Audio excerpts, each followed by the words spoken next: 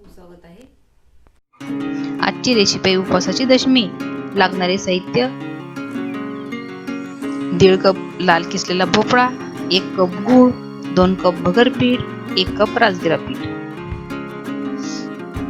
अर्धा टीस्पून विलायची पूड, 1/4 टीस्पून मीठ. सगळ्यात पहिले एका कढईमध्ये 1 टेबलस्पून तूप घालूया.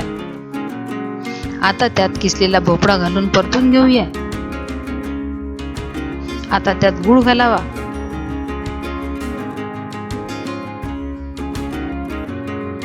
आता गुळाचा घट्ट पाक होईपर्यंत परतत राहावे. तुम्ही व्हिडिओमध्ये बघू शकता. आता हे मिश्रण थंड झाल्यानंतर मिक्सरमधून काढून घेऊया.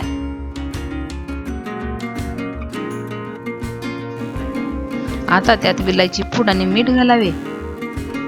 आता त्यात राजगिरा पीठ आणि भगर पीठ घालून मिक्स करूया.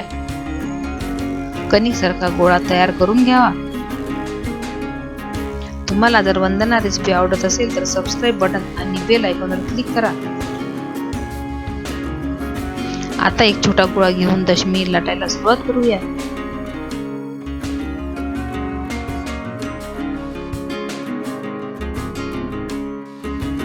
आता पॅनवर ही दशमी भाजून घेऊया.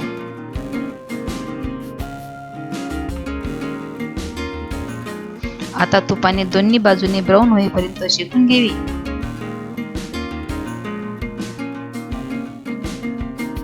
अशा प्रकारे ही झाली उपवासाची दशमी तयार. जर रेसिपी आवडली असेल तर लाईक करा आणि शेअर करायला विसरू नका. भेटूया एका नवीन रेसिपी सोबत. धन्यवाद.